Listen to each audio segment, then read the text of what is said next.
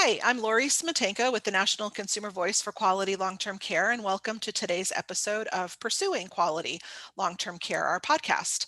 Everyone living in a long-term care facility deserves good care that meets their needs and takes into account their likes, dislikes, preferences, and goals. But what does that really mean, and how do we achieve it?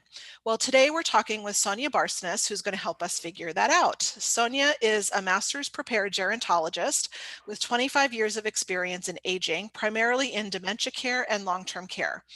As a consultant, she works with organizations to support elders, particularly elders with dementia, in living with meaning and purpose, regardless of cognitive or functional challenges or where they live. Her work is grounded in a person-centered philosophy that honors the unique needs, preferences, and goals of elders through core values of choice, dignity, respect, self-determination, relationship, and purposeful living. Sonya uses an array of skills in education, research, policy, and practice to work with organizations that provide services to elders, advocate for elders, or provide education to those interacting with elders. She has extensive collaborative relationships with organizations at the federal, state, and local levels, and we're really glad to be working with her at Consumer Voice and are really glad that you're with us today. Hi, Sonya. Hi, Lori. I'm so thrilled to be here. Thank you so much for inviting me. Well, thanks for joining us. This is such an important topic and one that I think is really timely, frankly, at all times, but particularly right now. So much of your work focuses on how people living in long-term care are supported through person-centered values. Can you tell us a little bit more about what you mean by that? Absolutely. So, for me, there's lots of definitions of person-centeredness around. For me, what person-centeredness means is knowing who people are, what's important to them, and then finding ways to support them based on that. And so, at a very fundamental level, it just goes to who somebody is as a human being. I really see person-centered care as something based on values. Like there are these underlying values, and you mentioned them. The ones that I like to say are exactly those that Pioneer Network has stated, and other organizations: choice, dignity, respect, self-determination, relationship, meaningful living. The last one is of particular importance to me: meaningful living. And I think it is something that we sometimes, I'm not going to say we neglect it. It's just that we don't necessarily lead with it, right? So if you break down this idea of meaningful living, it's a focus on meaning.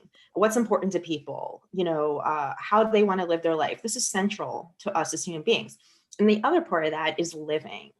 How do we want to live? And I remember so clearly, I was in a nursing home and I was having a focus group with residents. And one of the women who lived there said to me, ever since I've been here and when I moved in, everyone's always asking me all these medical questions, but no one has ever asked me how I want to live. And I thought that was so profound, because she's right. Yeah. Yeah.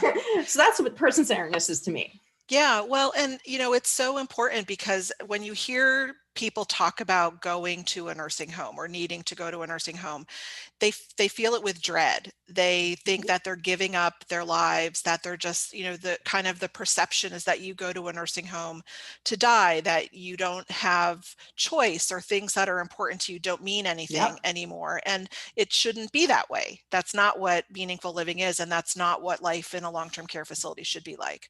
No, and nor does it have to be, right? It's just that we have created a system over many years with valid reasons, that has lost its focus, I guess, on those things, and that's what person-centered care can do, is help us rebuild things so that we have this different focus. And of course, we have to meet people's medical needs. Of course, we want to focus on what people need from a physical, cognitive, emotional perspective. And that's a part of it. But the way I always see it is like, the care is here, it's supporting the living. So it's not that it's secondary in a sense, it's less important. It's just, it is truly supportive, of these bigger values. Absolutely. And certainly when you think about it, providing person-centered care really helps not only the person have a better quality of life, but also you can provide better care if you know the person. Don't you think Yes. that's true? Absolutely. I think that that is like maybe the secret, of person-centered care, that sometimes I think people get nervous. They go, oh my gosh, it just sounds like it's going to make things a lot harder for me. My job's going to be harder. Yeah. But I think the reality is, the experience I have had is that when people truly start practicing person-centeredness, it makes their jobs easier, Hmm. because they know the people they're caring for and they can better then serve them. Yeah.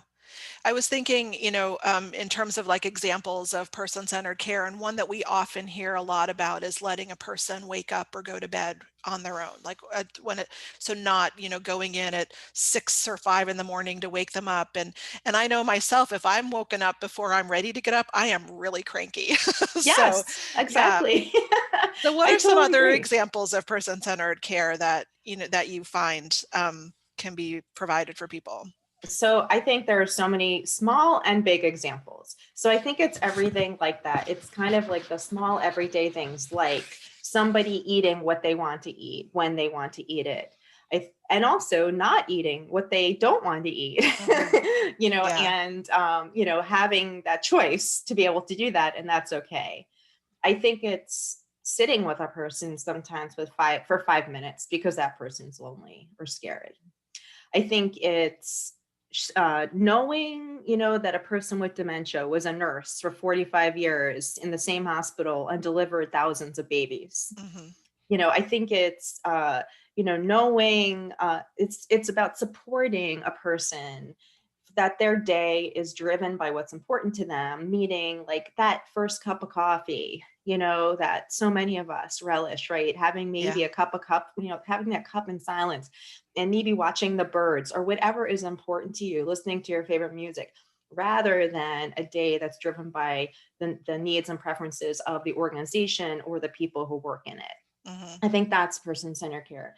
I think it's a culture of care where the people who work there are truly supported and listened to and honored.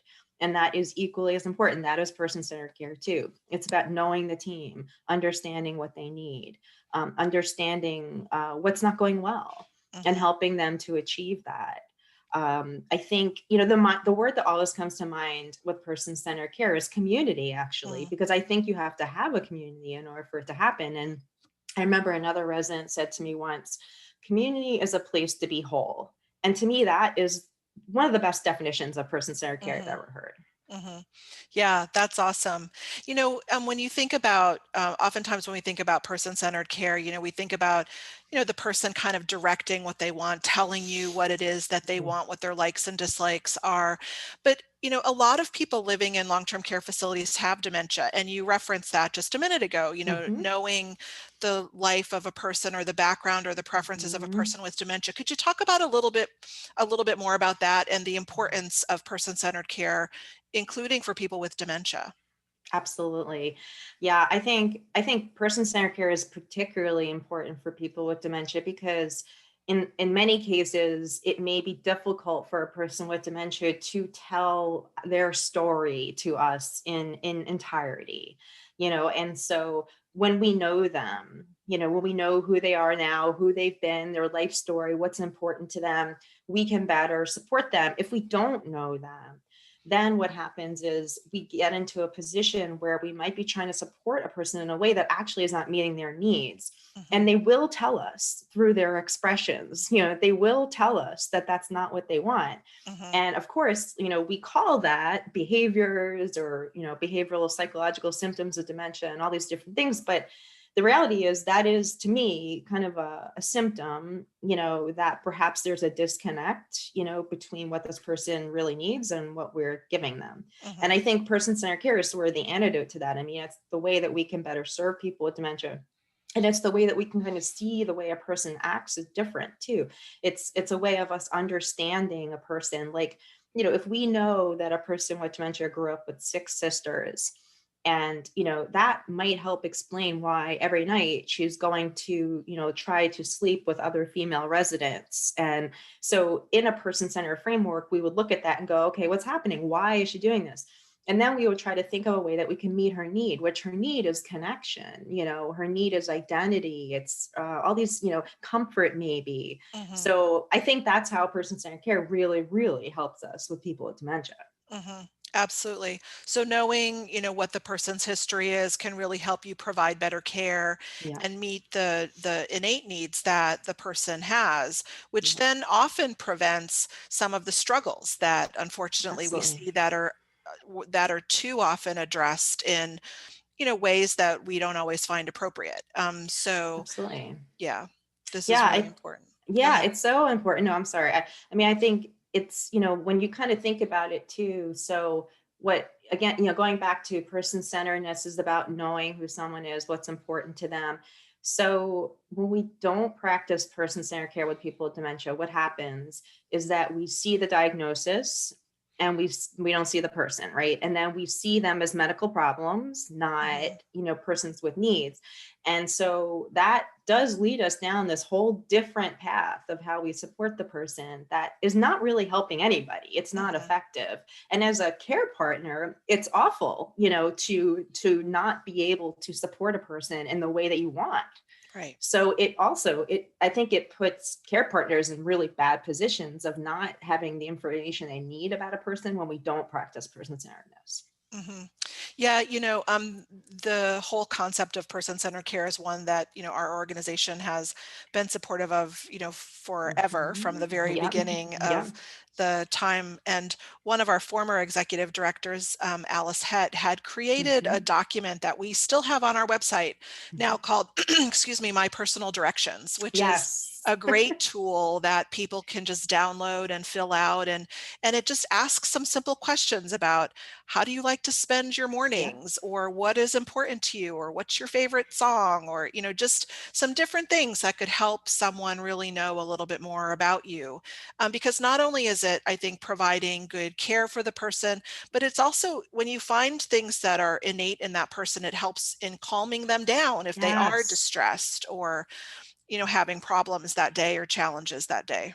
Absolutely. I mean, that's a great document. I've definitely pointed to that many times over the years.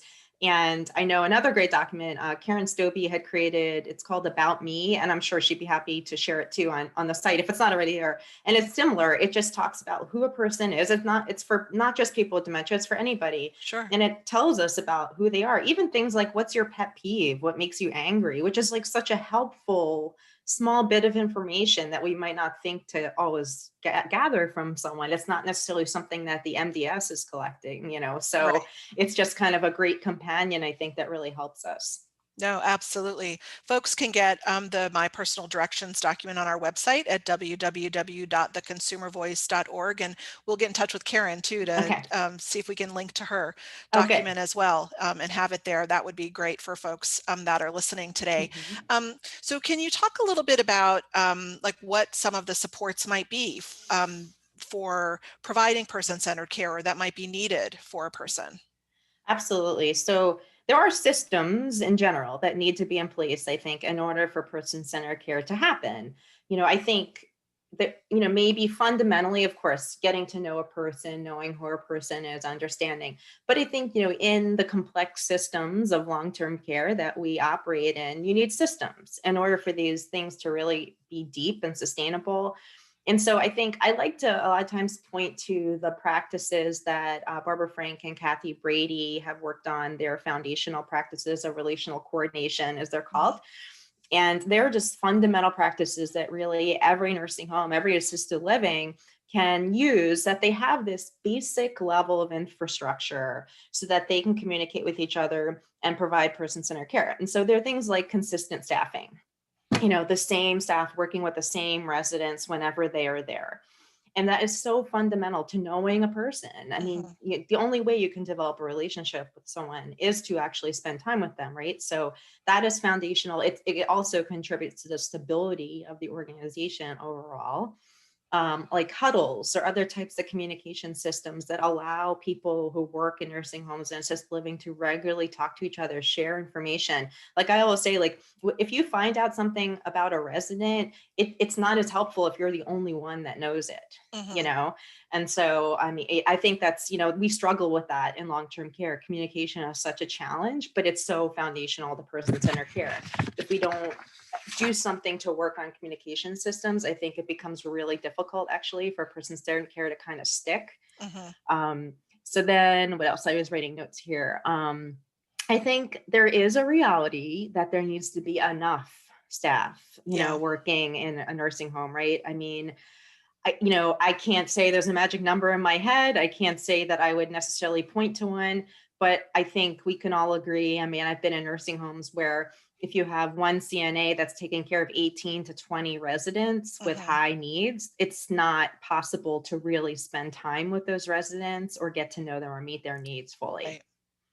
Right. So, that I think is definitely, and I think, like backing up to, like, there does need to be leadership, both formal and informal, that really creates a culture that supports person-centered care, that is always asking their team, how are you? What do you need? What's going well? What's not going well? How can I help you? Hmm. This kind of culture of curiosity and learning. And that's not just at the top, like just the administrator, although that's important. It's throughout the organization. Hmm. I think that needs to happen. So those things I think need to be in place. And then, just even we talked about, these different types of documents and guides about me, and the directions tool. I mean, it's in order for those to be sustained, there has to be a system, Right. so that that information is gathered, it's shared. So I'm a big systems person. I do Yeah. believe that is kind of the underlying secret of person-centered care, is in order for us to make it happen. It's painful, to develop systems, but it's definitely possible. Yeah, absolutely. And well, and once you've developed the systems and put them into effect, frankly, it saves you time and efficiency. So it may Absolutely. take a little bit of time to put them in place, but then you're golden after that in terms of having them available to really support your staff and the residents. And I really, like what you said about the support of staff also is part of the person-centered care Yes. process, because that's so true. I mean, staffing has been a critical issue for Mhm. us for the years. We promote a staffing standard, and you can't adequately care for someone else if you are not adequately cared for yourself. I think we've seen that time and 100%. time again. Yeah, 100% agree. And, I think this is such, important work. It's intense work. And, we should be providing people with everything they need to be able to do their jobs well. And Yeah. people want to do their jobs well, Yeah. so that's a part of person-centered care. Yeah, absolutely. So, as we're talking, we're in the midst 9 months into a pandemic, and that has really upended a lot of the way care is being provided, about access to families and residents and Yeah. advocates and others. And so, how are you seeing COVID impacting the provision of person-centered care in the residents and facilities you deal with? Yeah. So I mean, I can really only speak anecdotally in terms of what I see and hear. I don't myself have like research that I've seen specifically that, I feel like is getting to this, I guess, as deeply as we'd like, which I'm sure is going to happen. Yeah. But I'll tell you that I hear kind of two different things. On one hand, I hear that in these times, person-centered care is kind of an afterthought, a nice to have, not something that people are feeling like they can devote their focus to, which is, of course, entirely understandable given the challenges of COVID and the need to perhaps divert attention to infection control and other COVID related issues, right? Hmm. So, very understandable. On the other hand, I struggle with that because I really believe that person-centered care is actually the framework through which we can address COVID, Right. in the best way, right? And so it's not a nice to have, it is actually the way that can help us all to kind of get through this. And I think that, like, an example of this, especially with people with dementia, I think about, having this person-centered framework is so helpful to us. And it's something that I've heard a lot, you've probably heard a lot too, is people have had challenges, for example, with people with dementia wearing masks. And so I think what happens naturally in those situations is that we kind of default to okay, I have to have this person wear a mask at all costs. I'm just going to make them do it, right? Yeah. And we know that doesn't go well. Right. But I think if you have a person-centered framework, what you're doing is you're taking a step back. You're looking at the person with dementia. You're asking yourself, who is this person? What's happening? Why are they not wanting to wear a mask? Is it everything from discomfort to confusion about what that mask is for, to like a lack of consistent, clear communication about what's happening and why you need to wear a mask? Is it, understanding things from the perspective of the person with dementia? Maybe they're just trying to make sense of what's happening around them. There's an incredible anxiety that people with dementia are likely feeling because it's unclear what's happening. And so they're trying to make sense of it. So maybe that's how their anxiety is manifesting, is being scared that people are asking me to wear a mask. And what does Right. this mean? I think it goes, also a person-centered framework in that case would encourage you to look at who this person is and what's important to them. So you have, Mrs. Little, maybe you know that Mrs. Little is a highly social person and she loves to go around and visit people. By wearing a mask, that inhibits her ability to smile at people, to talk to people. So maybe you would think about like, okay, what are the situations in which it's absolutely vital that she wears a mask? And what are the situations in which it doesn't? That's all person-centered care. So I think person-centered care can give us, that framework that can actually help us kind of evaluate these very difficult situations that are not black and white. Yeah, I think that's absolutely true. We were talking with someone a couple months ago who was talking about the mask issue where with people with dementia saying, well, why does it have to be a mask? Like, can it be a different kind of face Right. covering? Can it be a Right. scarf? I love it. They Yeah. might be more amenable to that. Or, and as so many residents are experiencing anxiety and depression and just a lot of other psychosocial challenges from being separated from their families the way they are, it might also help you find ways to comfort them. Absolutely. And that's really important too, that people, receive the care and the services and the comforts that they need to go from day to day while we're working our way through this crisis. Absolutely. And I'm so glad you said that, because I think, this emotional component of COVID is something that perhaps gets overlooked, again, for valid reasons, but it is so important for all of us, but particularly for people living in long-term care. And, this weighing I think we're doing and we're learning more and more about is, weighing the emotional impact of isolation, weighing the emotional impact of, lack of connection with the reality of Mhm. safety and the virus, right? And so, but we still have to focus on an emotional component. We still have to support people in their entirety, Right. not just their physical needs, not just, the infection control needs, which are Yeah, important. absolutely. Yeah. Absolutely. So as you're as we think about supporting residents and families, how can Mhm. we help them receive or obtain person-centered care for themselves or for their loved ones? What would you tell a family member or a resident as you're talking with them? Such a great question. That there's so many different things that come to mind. I think that at a really fundamental level, for residents, I would say ensure that the people who are supporting you in your nursing home, assisted living know you. Tell your story to them, tell them who you are, even if it's not being asked necessarily. Just tell them who you are, make sure they know who you are. And for Mhm. family members as well, I would say, ensure that your family member is known, who they are as a person, what their history is, who they are now, what they like, what they don't like.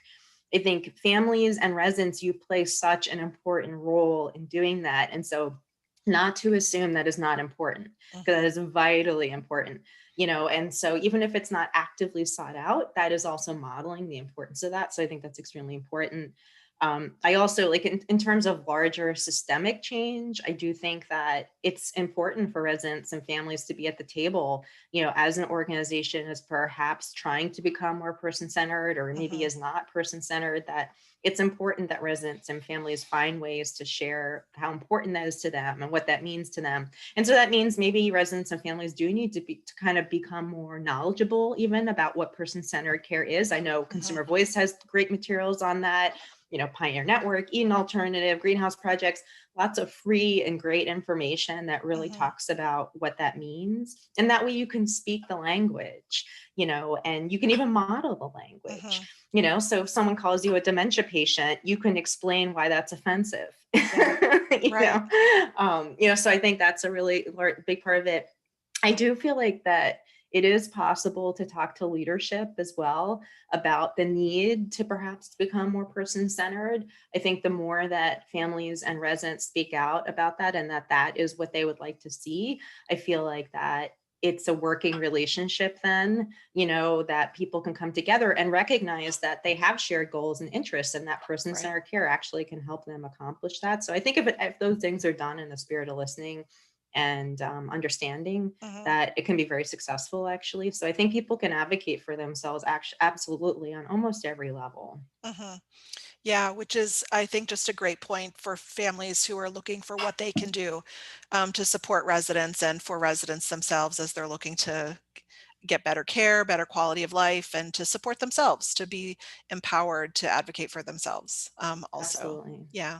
Well, Absolutely. Sonia, Yeah. thank you so much for joining us today. We really enjoyed having you in this conversation on really this really critical and fundamental topic that I think it gets at the core of providing good care for people who need long-term services. And frankly, we all want person-centered care. It Yeah. doesn't mean just people that living in long-term care facilities. We Yeah. all want to be treated where we have our likes, our dislikes, our preferences, our Yeah. goals acknowledged, honored, um, just as we live our Absolutely. daily lives, right? Absolutely. This is what we all want for ourselves. And so we can understand it. Hmm. Yeah, Hmm. terrific. Well, Yeah. thank you so much, Sonia. So glad to have you with us today. We appreciate you taking the time. And thanks to everyone for listening in on today's podcast. Again, you can get information about the documents that we were talking about at our website at www.theconsumervoice.org. And we'll have links to them along with the recording of today's program. So thanks so much. Thank you.